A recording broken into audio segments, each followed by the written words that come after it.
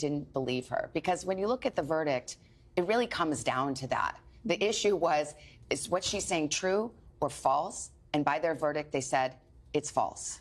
Well, my sense is that it had a lot to do with accountability, that Johnny owned his issues. He was very candid about his alcohol and drug issues.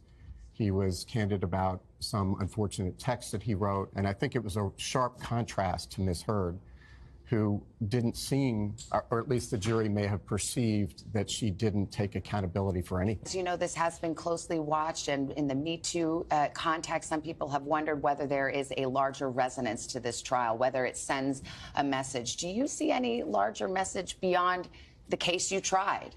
No. I mean, frankly, we don't. We're here to talk about the case that we tried, right?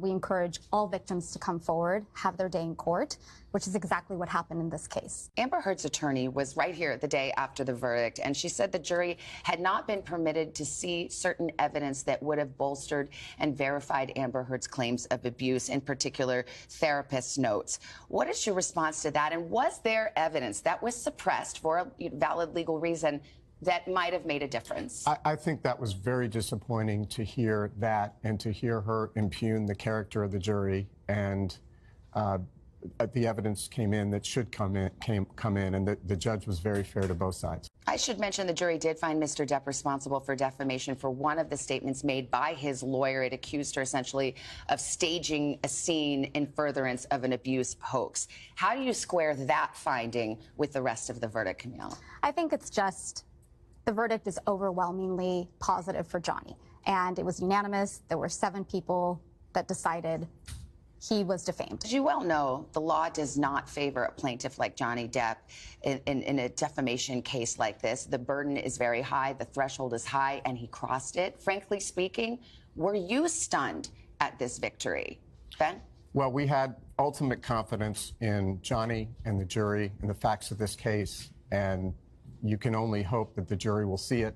And in this case, they did, and the verdict was overwhelmingly in his favor. We ask you, did you speak to your client right after the verdict? What was his reaction in the moment?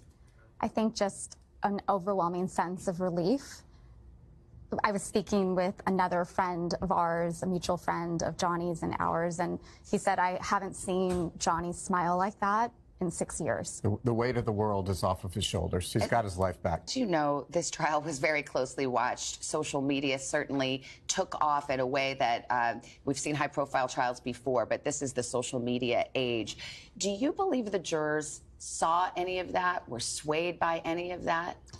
No, I don't think there's any reason to believe that the jurors violated their oath. And again, that suggestion was disappointing to hear. Yeah, I mean, Amber Heard's lawyer said so. She said it would have been unavoidable because it's on TikTok, it's on social media. I mean, in the old days, you'd tell the jury before they went out, don't read newspapers, don't watch the evening news. Now it's everywhere. It is everywhere, but at the same time, they were admonished every single night.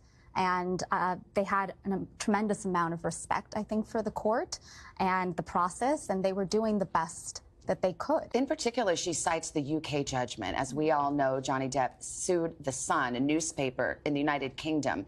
He lost that case, the judge finding that claims by the newspaper that he was a wife beater were substantially true.